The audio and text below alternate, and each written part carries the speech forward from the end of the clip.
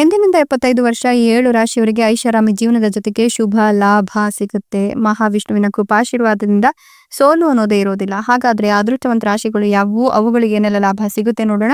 ಅದಕ್ಕಿಂತ ಮೊದಲು ಮಹಾವಿಷ್ಣುವಿಗೆ ಭಕ್ತಿಯಿಂದ ಲೈಕ್ ಕೊಟ್ಟು ನಮ್ಮ ಫೇಸ್ಬುಕ್ ಪೇಜ್ ಅನ್ನು ಫಾಲೋ ಮಾಡಿ. ಇನ್ನು ನಿಮ್ಮ ಜೀವನದ ಸಕಲ ಸಮಸ್ಯೆಗಳಾದಂತಹ ಸತಿಪತಿ ಕಲಹ, ಪ್ರೀತಿಯಲ್ಲಿ ಮೋಸ, ಭೂಮಿ ವಿಚಾರ, ಕೋರ್ಟ್ ಕೇಸ್, ವ್ಯಾಪಾರ, ಹಣಕಾಸಿನ ತೊಂದರೆ, ಸಾಲಬಾಧೆ, ಸ್ತ್ರೀಯರ ಗುಪ್ತ ಸಮಸ್ಯೆ, ಹೀಗೆ ಹಲವಾರು ಸಮಸ್ಯೆಗಳಿಗೆ ಶಾಶ್ವತ ಪರಿಹಾರ ಮಾಡಿಕೊಡ್ತಾರೆ. ಡಿಸ್ಪ್ಲೇ ಮೇಲೆ ಕಾಣ್ತಕ್ಕಂಥ ಗುರುಜಿ ನಂಬರ್ಗೆ ಒಮ್ಮೆ ಕರೆ ಮಾಡಿ ನೋಡಿ. ಹೌದು, ಇಂದಿನಿಂದ 75 ವರ್ಷ ಈ 7 ರಾಶಿಯವರಿಗೆ ಐಷಾರಾಮಿ ಜೀವನದ ಜೊತೆಗೆ ಶುಭ ಲಾಭ ಸಿಗುತ್ತೆ. ಸೋಲು ಅನ್ನೋದೇ ಇವರ ಜೀವನದಲ್ಲಿ ಇರೋದಿಲ್ಲ. ಮಹಾವಿಷ್ಣುವಿನ ಕೃಪಾಶೀರ್ವಾದ ಈ ರಾಶಿಯವರಿಗೆ ಸಿಗ್ತಾ ಇರೋದ್ರಿಂದ ಈ ರಾಶಿಯವರ ಜೀವನದಲ್ಲಿನ ಎಲ್ಲಾ ತೊಂದರೆಗಳು ನಿವಾರಣೆಯಾಗುತ್ತೆ. ಇವರ ಅರ್ಹತೆಗೆ ಅನುಗುಣವಾಗಿ ಸರಿಯಾದ ಫಲಿತಾಂಶಗಳನ್ನು ಇವರು ಪಡೆದುಕೊಳ್ತಾರೆ. ಕೆಲವು ವೆಚ್ಚಗಳು ಇದ್ದಕ್ಕಿದ್ದಂತೆ ಕಡಿಮೆ ಆಗುತ್ತೆ. ನಿಮಗೆ ಜವಾಬ್ದಾರಿಗಳು ಹೆಚ್ಚಿಗೆ ಆಗ್ತಾ ಹೋಗುತ್ತೆ. ವ್ಯಾಪಾರ ವಿಷಯಗಳಲ್ಲಿ ನಿಮ್ಮ ತಿಳುವಳಿಕೆ ಮತ್ತು ಯೋಗ್ಯತೆಯು ನಿಮಗೆ ಯಶಸ್ಸನ್ನು ತಂದುಕೊಡುತ್ತೆ. ವೈವಾಹಿಕ ಜೀವನದಲ್ಲಿ ಪರಸ್ಪರ ಸಾಮರಸ್ಯವನ್ನು ಕಾಪಾಡಿಕೊಳ್ತೀರಾ. ನೀವು ಈ ಒಂದು ಸಂದರ್ಭದಲ್ಲಿ ಹೊಸ ವ್ಯಾಪಾರ ವ್ಯವಹಾರವನ್ನ ಆರಂಭ ಮಾಡಬೇಕು ಅನ್ಕೊಂಡಿದ್ರು ಕೂಡ ಆರಂಭ ಮಾಡಬಹುದು. ಅದರಿಂದ ಸಾಕಷ್ಟು ಲಾಭ ಇದೆ. ಭವಿಷ್ಯದಲ್ಲಿ ಇದು ನಿಮಗೆ ಸಾಕಷ್ಟು ಲಾಭವನ್ನ ತಂದುಕೊಡುತ್ತೆ ಅಂತ ಹೇಳಬಹುದು.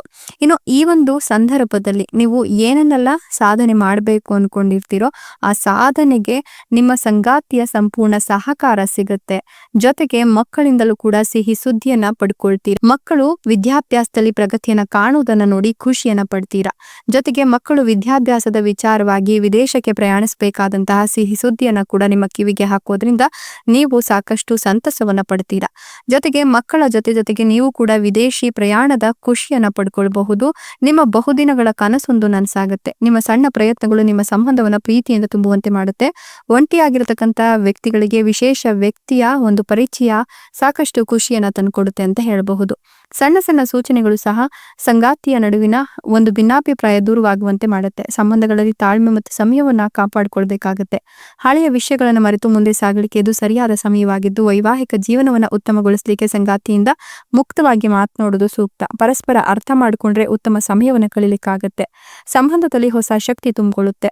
ಸಂತೋಷ ಹೆಚ್ಚಾಗತ್ತೆ. ಸಾಮಾಜಿಕ ಮಾಧ್ಯಮದ ಮೂಲಕ ನಿಮ್ಮ ಮನಸ್ಸಿನ ಮಾತುಗಳನ್ನು ಹಂಚಿಕೊಳ್ಳಬಹುದು. ಸ್ನೇಹಿತರು ಮತ್ತು ಸಂಬಂಧಿಕರು ನಿಮಗೆ ಬೆಂಬಲ ನೀಡ್ತಾರೆ. ಜೀವನಕ್ಕೆ ಯಾರೋ ಒಬ್ಬರು ವಿಶೇಷ ವ್ಯಕ್ತಿ ಪ್ರವೇಶವನ್ನು ಮಾಡ್ತಾರೆ. ನಿಮ್ಮ ಸಂಬಂಧಕ್ಕೆ ಅವರು ಹೊಸ ದಿಕ್ಕನ್ನು ನೀಡಲು ಅವಕಾಶ ಮಾಡಿಕೊಡ್ತಾರೆ.